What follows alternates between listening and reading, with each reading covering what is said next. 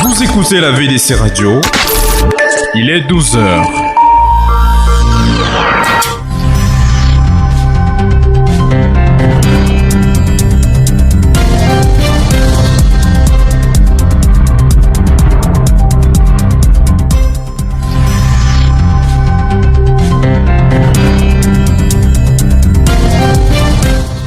Bienvenue sur les ondes de la VDC Radio, merci d'écouter le 12h. Au sommaire de l'actualité, Richard Bona, l'artiste émérite camerounais, vient au secours de ses compatriotes en proie aux griffes du Covid-19. C'est avec une rondelette somme de 3 millions de francs CFA qu'il contribue au projet Action Cameroun Survival de Maurice Kamto. L'initiative du président du MRC est très courue. Quelques jours après son lancement, les fonds qui y sont alloués s'évaluent à hauteur des centaines de millions.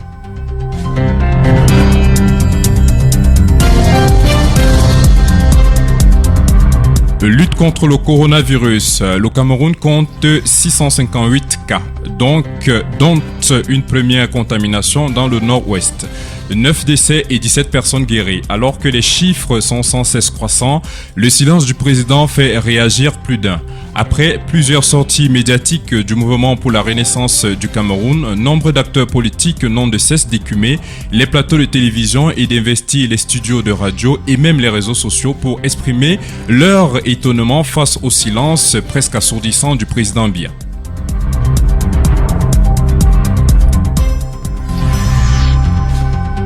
Enseignement à distance, plus qu'un slogan, c'est désormais une réalité au Cameroun. Les tout-petits du cours moyen première année et ceux de classe 6 ont suivi pour la première fois les cours sur les ondes de la radio nationale et devant l'écran de la chaîne de télévision publique.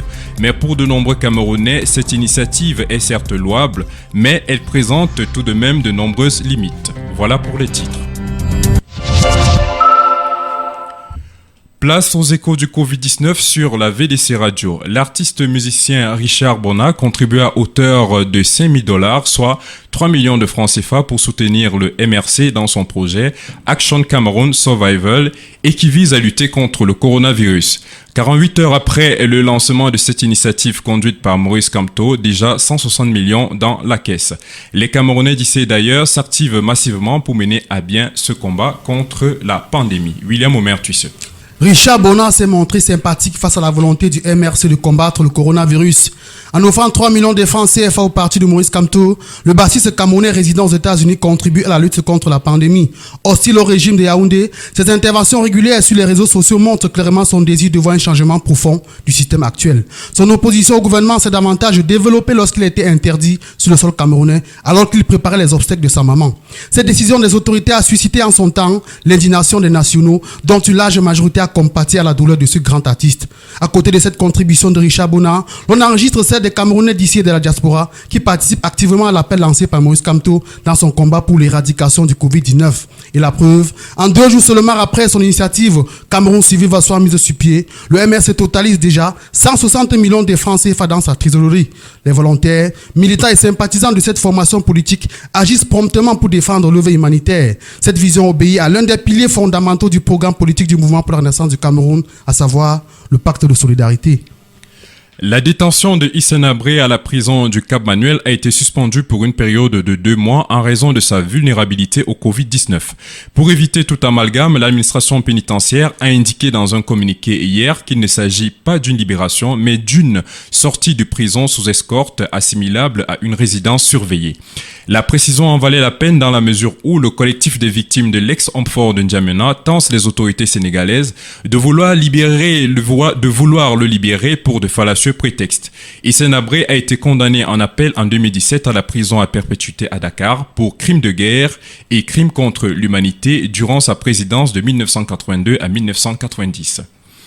Alors que plusieurs chefs d'État africains reconfortent leur population avec des discours meublés de plans de riposte pour soutenir économiquement les couches vulnérables, durant cette période de crise sanitaire, au Cameroun, c'est le silence de Paul Biya qui dicte sa loi. Le président camerounais n'a pas dérogé à sa règle de réserve dans la joie comme dans le malheur. Mais au moment où le pays est frappé de plein fouet par la pandémie du Covid-19, le confinement de celui qui tient les rênes du Cameroun fait jaser. Le commentaire de Lugina Monok. Communication gouvernementale, les silences présidentiels décryptés par François-Marc Modjom. Ainsi s'intitule la thèse de doctorat de François-Marc Modjom, journaliste ancien employé de la Radio nationale. Cette thématique démontre à suffire que le caractère silencieux du chef de l'État n'est pas un fait inédit, mais par ces temps troubles marqués par la crise sanitaire, alors que la tempête du Covid-19 souffle sur tous les pays du monde, certains Camerounais expriment le vœu de voir et d'écouter leur président. Ceux qui soutiennent ce point de vue donnent pour argument les sorties médiatiques de certains chefs d'État qui sont d'habitude taciturnes. L'on n'hésite pas à prendre l'exemple d'Ali Bongo Ondimba du Gabon, qui malgré sa convalescence a bravé sa crise cardiaque pour prendre les commandes du pays. Toutefois, cet état des choses ne justifie aucunement l'attitude de certains qui, comme des oiseaux de mauvais augure, annoncent sans preuve le décès du président Biya. En Guinée, Alpha Condé a promulgué hier par décret la nouvelle loi fondamentale du pays. Contre vents et marées, le peuple guinéen a plébiscité par référendum la modification de la Constitution à près de 90%. Malgré tout, la communauté internationale reste sceptique sur les résultats obtenus par le parti présidentiel lors des dernières consultations électorales.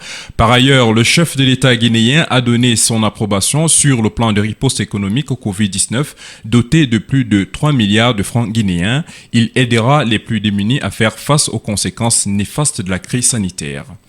L'enseignement à distance comme palliatif aux cours donnés en présentiel, c'est l'initiative à laquelle s'attelle la chaîne de télévision publique nationale CRTV, mais pour quels résultats? C'est la question que se posent plusieurs élèves confinés chez eux qui craignent que cette nouvelle façon de procéder n'engendre des effets pervers. Leurs avis ont été recueillis par notre reporter Lugina Monok.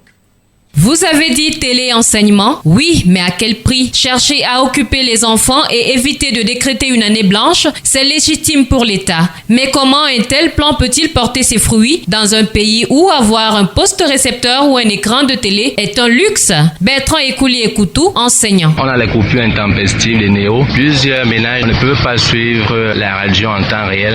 Et également, le poste national ne couvre pas toutes les régions. Par exemple, le nord-ouest, le sud-ouest et même le grand nord. Donc du coup, il y a quelques limites que ces populations connaissent. Cette idée est bonne, mais elle n'est pas facilement applicable. Ce professeur émet des doutes aussi quant à l'efficacité de ce nouveau mode de transmission des connaissances, bien différent de l'ambiance des salles de classe. Bertrand Ekouli-Ekoutou. Est-ce que les enfants vont choisir entre leur programme de télévision ou bien suivre les enseignements à distance? Je ne sais pas. Les parents vont faire quoi désormais? Ils vont plus aller au travail, ils vont s'occuper à savoir si les enfants suivent ou pas. Et maintenant, au niveau de l'interaction entre enfants et ceux qui leur dispensent les cours. Comment ça va se passer? Ça, c'est la véritable question. Même inquiétude du côté des apprenants. José Sil est élève en classe de première au lycée de Coléton. Je suis inquiet parce que avec cette nouvelle façon de dispenser les cours, est-ce que nous allons terminer le programme qui nous a été fixé au début de l'année? Est-ce qu'il sera possible pour nous de pouvoir interagir? Et est-ce que ce professeur-là pourra revenir sur les parties que nous ne comprendrons pas? Face à toutes ces limites, nombreux sont ceux qui proposent que les notes de ces 2 premiers trimestres soient considérées comme moyenne définitive pour l'année en cours, comme c'est le cas dans certains pays.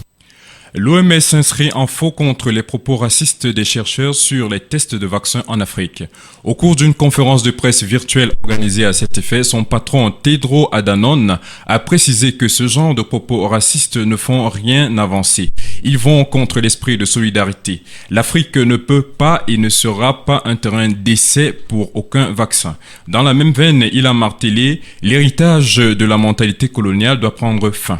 Une vive polémique a alimenté les réseaux sociaux ces derniers jours au sujet des essais cliniques sur le coronavirus en Afrique lors d'un échange entre chercheurs sur la chaîne de télévision française LCI.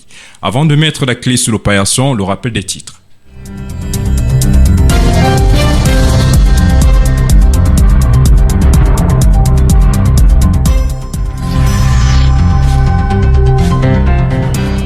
Richard Bona, l'artiste émérite camerounais, vient au secours de ses compatriotes en proie aux griffes du Covid-19. C'est avec une rondelette somme de 3 millions de francs CFA qu'il contribue au projet Action Cameroun Survival de Maurice Kamto. L'initiative du président du MRC est très courue. Quelques jours après son lancement, les fonds qui y sont alloués s'évaluent à hauteur de centaines de millions.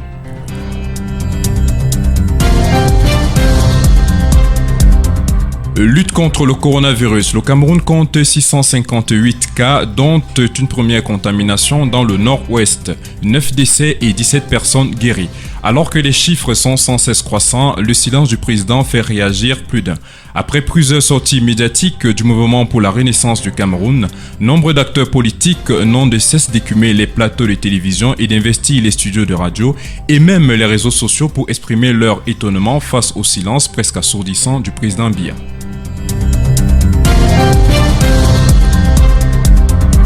Enseignement à distance, plus qu'un slogan, c'est désormais une réalité. Et les tout petits du cours moyen première année et ceux de classe X ont suivi pour la première fois les cours sur les ondes de la radio nationale et devant l'écran de la chaîne de télévision publique. Mais pour de nombreux Camerounais, cette initiative est certes louable, mais elle présente tout de même de nombreuses limites.